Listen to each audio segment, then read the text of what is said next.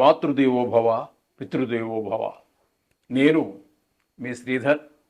నా నెంబర్ 9295909819. ఇప్పుడు మనం చెప్పుకోబోయేటటువంటి విషయం ఏంటంటే, గురుగ్రహము వృషభ రాశి నుండి మిథున రాశిలోనికి మే 9వ తారీఖు 2025వ తారీఖున మారుతున్నారు. దీన్ని కూడా సంక్రమణం అంటారు. ఏ గ్రహమైనా సరే ఒక రాశి నుండి మరొక రాశిలోనికి మారడాన్ని సంక్రమణం అంటారు. కానీ ప్రజాబాహుళ్యంలో ఏంటంటే, రవి అంటే సూర్యభగవానుడు ఒక రాశి నుంచి ఒక రాశిలోనికి ప్రవేశించడాన్ని మాత్రమే సంక్రమణంగా చెప్తూ ఉన్నారు. ప్రజల్లోకి వెళ్ళిపోయింది. కారణాలు ఏంటంటే మనం విశ్లేషించలేము. రవి సంక్రమణానికే ఆ ప్రాముఖ్యత ఇస్తున్నారు, మిగతావన్నీ చలనంగా మాట్లాడుతున్నారు. సరే, దాని గురించి ఇప్పుడు డిస్కషన్ అనవసరం. కానీ ఇక్కడ ఈ గురువు యొక్క ప్రాధాన్యత నవగ్రహాలలో చాలా చాలా చాలా ఇంపార్టెంట్. ఏ గ్రహానికి ఆ గ్రహానికే ఇంపార్టెంట్ ఉంది, దేని ప్రాముఖ్యత దానికి ఉన్నది. కానీ అన్నిటికంటే 100కి 100 పాళ్ళు శుభగ్రహంగా చెప్పబడేటటువంటి గురుగ్రహానికి ఆ ప్రాముఖ్యత ఉన్నది, మిగతా వాటి కంటే కూడా అని నా అభిప్రాయం. దేని ప్రాముఖ్యత దానికి ఉన్నప్పటికీ కూడా. అయితే ఇక్కడ ఇంత శుభగ్రహం కాబట్టి మనము విశేషంగా చెప్పుకోవాల్సినటువంటి అంశాలు కొన్ని ఉంటాయి. ఏ రాసుల్లో వారికి ఏ ఫలితాలు ఇస్తారు, ఏ రాసుల వారికి ఏ అశుభ ఫలితాలు ఇస్తారు అనేటటువంటి తెలుసుకున్నట్టయితే, ముందుగా దానికి తగినటువంటి విధానంగా మనం నడుచుకోవటానికి, లేదు దానికి తగినటువంటి పరిష్కారం మనం చేసుకోవటానికి చాలా చక్కటిగా అవకాశాలు మనకు కల్పిస్తూ ఉంటుంది జ్యోతిష్ శాస్త్రం. కాబట్టే మనం ఇప్పుడు ప్రస్తుతం ఈ గురుగ్రహం యొక్క మిథున రాశిలోనికి ప్రవేశించడాన్ని, అదే బ్రాకెట్లో పెట్టుకోండి, మిథున సంక్రమణానికి మనం ఇప్పుడు చెప్పుకోబోతున్నాం. ఇక్కడ ముఖ్యంగా గురుగ్రహం 100కి 100 పాళ్ళు శుభగ్రహంగా చెప్పుకున్నాం. కాబట్టి ఈయన యొక్క విధి విధానాలు, ఈయన యొక్క కారకత్వాలు ఏ విధంగా ఉంటాయి అన్నట్టయితే, విద్యకి కారకుడు, అలాగే ధనానికి కారకుడు. మనం ఎవడన్నా కొంచెం ధనవంతుడిగా బతకాలి అన్నట్టయితే ఖచ్చితంగా గురుగ్రహం యొక్క అనుగ్రహం మనకి ఉండి తీరాలి. అలాగే శాస్త్రజ్ఞానం, ఏదో కొంతమంది ఏవో చదువుతారు, కానీ శాస్త్రజ్ఞానం కావాలి అంటే మాత్రం తప్పకుండా గురుగ్రహం యొక్క అనుగ్రహం ప్రతి వారికి ఉండాలి. అలాగే ఒక అధికారం, ఒక చిన్నది కావచ్చు పెద్దది కావచ్చు, వాడు చేసే వృత్తి, పెద్ద వ్యాపారం కావచ్చు, లేదా ఉద్యోగం కావచ్చు, ప్రభుత్వ ఉద్యోగం, ఏదైనా సరే, ఏమైనప్పటికీ కూడా అక్కడ మీకు గురుగ్రహం యొక్క అనుగ్రహం ఉన్నట్టయితే అధికారం, ఒక హోదా వస్తుంది.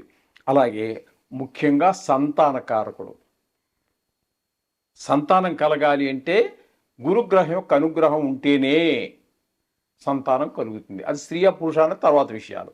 సంతానం అంటే ఆడ మగ రెండు కూడా కలిసే వస్తాయి కాబట్టి. అలాగే ఒక ప్రభుత్వ ఉద్యోగం కావాలి అంటే కూడా రవితో పాటుగా గురి యొక్క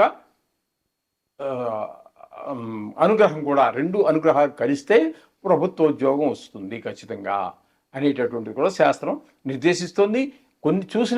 నేను చూసినటువంటి అనేక వేల జాతకాలలో ఈ విషయం కూడా రుజువైనటువంటి విషయం. అలాగే మనకు ఒక మంచి కీర్తి రావాలి అంటే చివాట్లు తినడం, అందరి చేత చేయనిపించుకోవటం కాదు, ఒక మంచి కీర్తి. ఏదో ఒక విషయంలో నిష్ణాత అయితే కానీ కీర్తి రాదు కదండి. అది పాండిత్యం అంటే ఏదో ఒక విషయం కాదు, అనేక రకాల విషయాల్లో అనేక రకాలు ఉన్నాయి. ఒక డ్యాన్స్లో ఉంది, పాటల్లో ఉంది, లలిత కళల్లో ఉంది, అలాగే శాస్త్రాల్లో, సైన్స్లో, సోషల్లో, మ్యాథ్స్లో అనేక రకాలైనటువంటి విషయాలలో నిష్ణాతుడైనటువంటి వారికి కీర్తి అనేటువంటిది వస్తూ ఉంటుంది. ఆ కీర్తి రావాలన్నా కూడా మనిషికి ఈ యొక్క గురుగ్రహం యొక్క అనుగ్రహం కావాలి. దైవభక్తి, అది కూడా ఊరికే రాదండి. ముఖ్యంగా గురుగ్రహం యొక్క అనుగ్రహం ఉన్నట్టయితే ఇప్పుడు కూడా దైవనామస్మరణ చేస్తూ ఉంటాడు. మన చదివినటువంటి, లేకపోతే ఆయన విన్నటువంటి పండితులందరూ చెప్పినటువంటి ప్రవచనాల ద్వారానో మొత్తం మీద ఏదైనా పని ఉంటే పని చేసుకుంటూ ఉంటాడు. ఏదైనా పని చేసేటప్పుడు కూడా అవకాశం ఉంటే నోట్లో దైవనామస్మరణ చేసుకుంటూ ఉంటారు కొంతమంది. ఏదో పెదాలు కదుపుకుంటూ ఉంటారు, ఎక్కడో ఆలోచిస్తున్నట్టుగా ఉంటారు. ఇదంతా వాళ్ళు చూసేవాళ్ళు పిచ్చివాళ్ళ కింద చూస్తుంటారు. కానీ ఆ వీళ్ళని పిచ్చివాళ్ళు అనుకునేవాళ్ళే పిచ్చివాళ్ళు. వాళ్ళు పిచ్చివాళ్ళు కాదండి, వాళ్ళు దైవ భక్తులు. పొద్దుట లేవగానే స్నానం చేసి శుభ్రంగా బొట్టు పెట్టుకొని దేవుడి దగ్గర మనసారా కళ్ళు తెరిచిన వెంటనే దైవ నామస్మరణ. రాత్రి పడుకునేటప్పుడు మంచం ఎక్కి లాస్ట్ కళ్ళు మూసేటప్పుడు కూడా భగవన్ నామస్మరణలోనే గడుపుతూ ఉంటారు. ఇదంతా కలగాలంటే ఈ గురుగ్రహం యొక్క అనుగ్రహం మనకు ఖచ్చితంగా కలగాలి. అలాగే తీర్థయాత్రలు కొంతమంది విపరీతంగా చేస్తూ ఉంటారు. అది కలగాలన్నా కూడా ఈ గురుగ్రహం యొక్క అనుగ్రహం చాలా అత్యవసరం. ఈ విధమైనటువంటి కారకత్వాలన్నీ కూడా మనకి గురువుకి ఉన్నాయి. ఈయన యొక్క అనుగ్రహం ఉన్నట్టయితే ఇవన్నీ కూడా చాలా ఈజీగా, చాలా సులువుగా మనకి సంక్రమిస్తూ ఉంటాయి.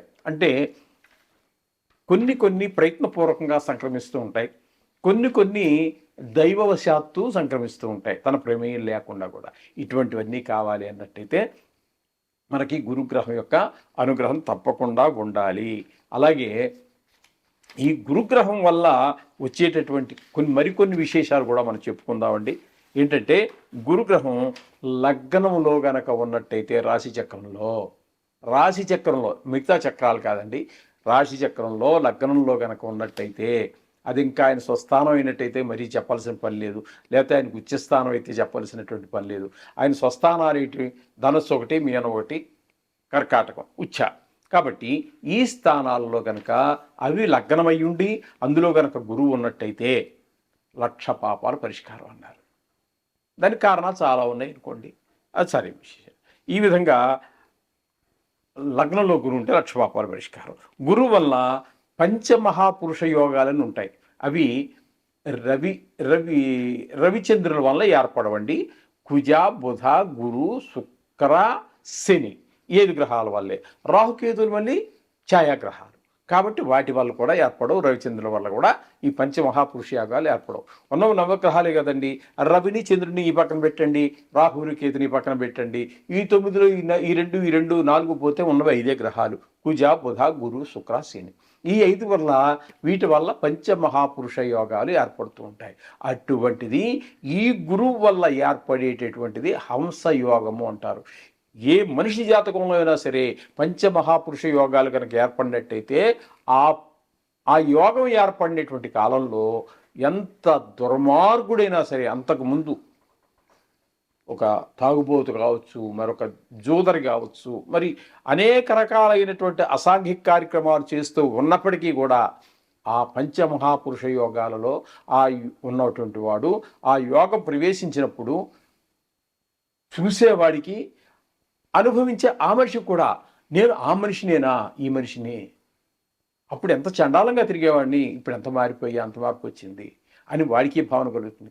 అలాగే చూసేవాళ్ళు మనకు కూడా చిచ్చి పరమ చండాలంగా ఉండేవాడు, ఒక్క మంచి గుణం లేదు అంచడానికి కూడా, కానీ ఏంటి ఇలా మారిపోయాడు అనేటు ఆశ్చర్యం కలుగుతుందండి ఆ పంచమహాపురుషాలకు ఏర్పడితే. అయితే ఇక్కడ ఈ గురువు వల్ల ఏర్పడేటటువంటిది హంస మహాపురుష యోగం. ఈ పంచమహాపురుషాలు అన్నీ కూడా చాలా గొప్పవి. అందులో మరీ 100కి 100 పాళ్ళు శుభగ్రహమైనటువంటి గురుగ్రహం వలన ఇంక చెప్పడానికి అలవగానంత మంచి గుణాలన్నీ ఏర్పడతాయి. ఒక మొత్తం జీవితం మొత్తం మీద ఆ ఈ హంస మహాపురుష యోగం ఏర్పడినటువంటి 16 సంవత్సరాలు కూడా అద్భుతం, మహా అద్భుతం, జన్మ సార్థకమైందనుకోవచ్చు. ఆ విధమైనటువంటి ఫలితాలన్నీ ఏర్పడుతూ ఉంటాయి. అయితే గురువు గారు కొన్ని గ్రహాలు వక్రించడం మనం సహజమే కదండి, అనేక జాతకాలు చూస్తుంటారు కదా.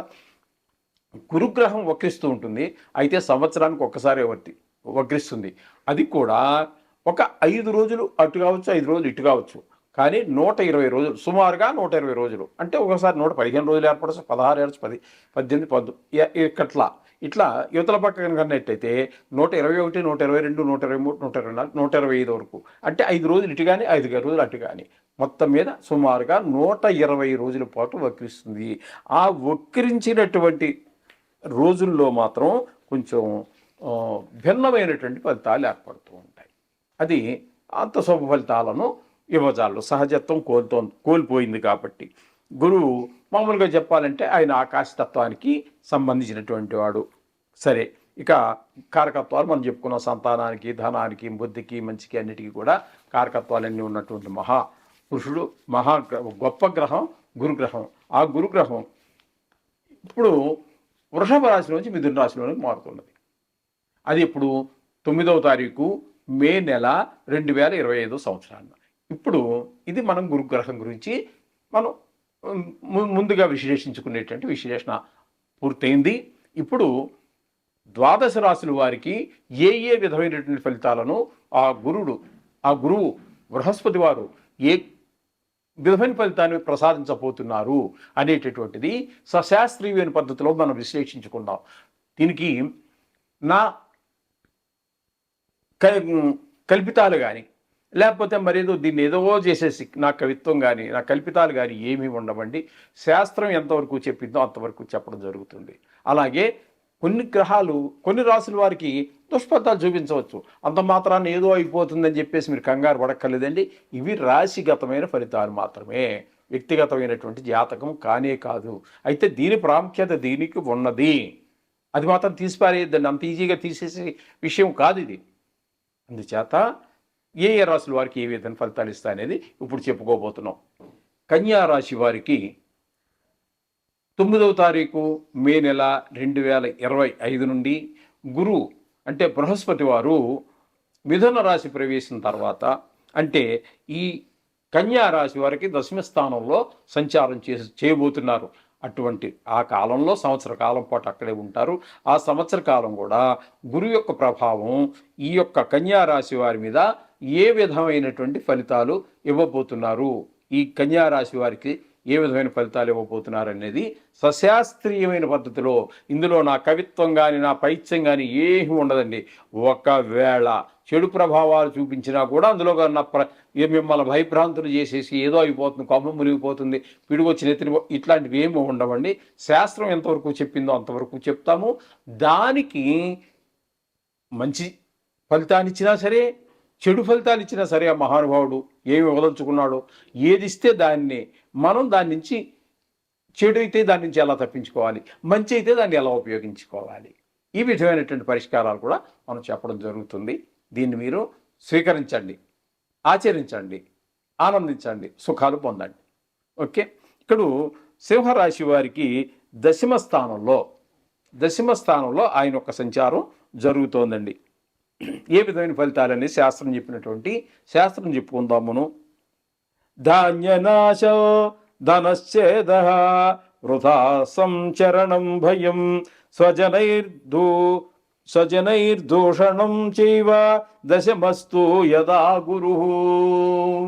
దశమస్తో అంటే దశమస్థానంలో గనక గురువు గనక ఉన్నట్టయితే ఏ విధమైన ఫలితాలని చెప్తున్నారు అంటే, ధన నష్టం అంటే ధననాశనం అనమాట. ధననాశం అన్నాడు కదా ఇందాక, ధన నష్టం. ధాన్య నష్ట, ధన నష్టం, ధాన్య నష్టం.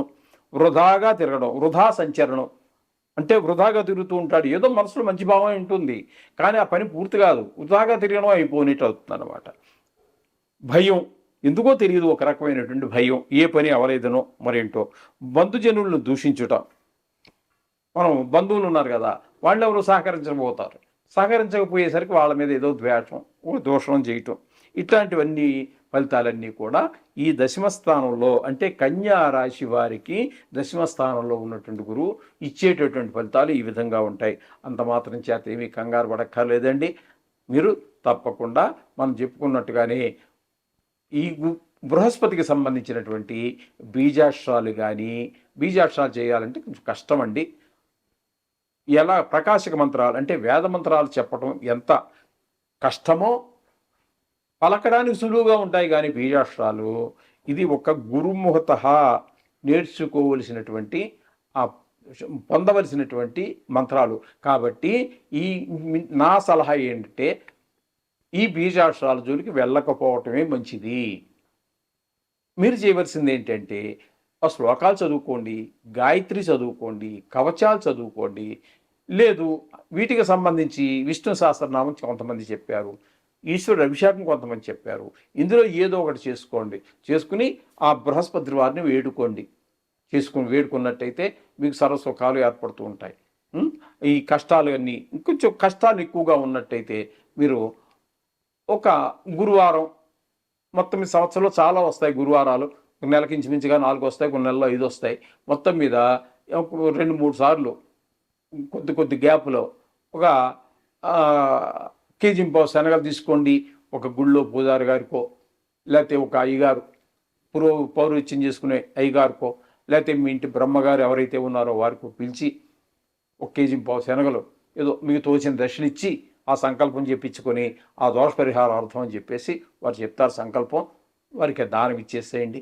బ్రాహ్మడు అనేటటువంటి వాడు, మీ బ్రాహ్మణుడు ఎందుకు గౌరవించాలి అంటే ఎవరు ఇష్టం వచ్చినట్టు వాడు మాట్లాడుతున్నారు. నాలుగు ఇచ్చాడు, నోరు ఇచ్చాడు, కొంతమందికి నోరు ఇవ్వలేదు భగవంతుడు. ఇప్పుడు ఈ బ్రాహ్మణుని ద్వేషించేటటువంటి వాళ్ళు, ఆ దేవుణ్ణి ద్వేషించేటటువంటి వాళ్ళు వచ్చే జన్మలో మగవాళ్ళే పుడతారు. అమ్మాయి మంచినీళ్ళు కావాలని అడగలేడు, అమ్మ ఆకలేస్తుందని అడగలేడు, ఆడు మోగాడిగానే పుడతాడు. బ్రాహ్మణ ద్వేషం అంటే ఏంటనుకుంటున్నారు? దేవుడితో సమానం బ్రాహ్మణుడు అంటే సక్రమంగా ఉంటే. ఈ బ్రాహ్మణుడు ద్వేషం చేసే వాళ్ళ గురించి మనకు ఇప్పుడు అక్కర్లేదు అనుకోండి ప్రస్తావన. అయితే ఆ బ్రాహ్మణుడికి మీ యొక్క కష్టాన్ని స్వీకరించే శక్తి ఉన్నది. మీ యొక్క కష్టాన్ని పోగొట్టే శక్తి అంటే తాను స్వీకరిస్తున్నాడు, మీ యొక్క కష్టాన్ని స్వీకరిస్తున్నాడు. ఈ స్వీకరించినటువంటి ఇది ఈయన అనుభవిస్తా అంటే ఈయన కూడా అనుభవించడండి. ఈయన దాని నుంచి బయటపడే మార్గం కూడా ఈయనకి తెలుసు. అది భగవంతుడు ఇచ్చినటువంటి వరం. కాబట్టి ఈ బ్రాహ్మణుడు మళ్ళీ దానికి కొన్ని ఏవో ప్రత్యామ్నాయాలు వారిని వదిలించుకోవడానికి ఏవో మనకి కొన్ని ఉన్నాయి. అవన్నీ మీకు అక్కర్లేనటువంటి విషయాలు అనుకోండి. తెలుసుకోవాలంటే ఇంట్రెస్ట్ ఉంటే మాట్లాడుకోవచ్చు. నాకు ఖాళీ ఉండాలి, మీకు ఖాళీ ఉంటే మాట్లాడుకోవచ్చు. కానీ ఇక్కడ మనకి అది అప్రస్తుతం కాబట్టి మాట్లాడలేదు. బ్రాహ్మణుడు మీ యొక్క కష్టాన్ని స్వీకరించగలరు, మళ్ళీ తను వదిలించుకోగలరు. కాబట్టి ఒక బ్రాహ్మణుడు దానం ఇచ్చి మీకు తోచిన దక్షిణిచ్చి, అంటే మరీ బొత్తిగా రూపాయి 10 రూపాయలు కాదండి, మీ పిల్లోడు లాలిపప్పు కూడా రానటువంటి రూపాయి 10 రూపాయలు ఇచ్చి లాలి కాదండి, ఓ 100 రూపాయలు, 150, 200 మీ ఆర్థిక స్తోమతను బట్టి. అందరికీ ఒకటే ఉండదు కదండి. ఇందులో కోటీశ్వరులు ఉన్నారు, పూట గడవని వాడు ఉంటాడు, అంబానీలు ఉన్నారు, నాలా గరీబోడు ఉంటాడు. కాబట్టి మీ శక్తి మేరకు, శక్తికి లోపం ఉండకూడదండి. భగవత్ పూజ కానీ, బ్రాహ్మణ పూజ కానీ, అసలు ఏ పూజ ఎక్కడ చేసినా, ఒకటి దానం ఇచ్చినా, దేనికైనా సరే మన శక్తి మేరకు ఇవ్వాలి. అందులో కక్కుర్తి చూపించమాకండి. మన డబ్బుకి విలువ అదే, మనం చేసేటటువంటి దానానికి విలువ అదే. కాబట్టి తగినంత దక్షిణిచ్చి మీ శక్తికి మేరకు ఇచ్చి అది వదిలించుకోండి. సర్వం శుభం జరుగు. శుభం భూయ.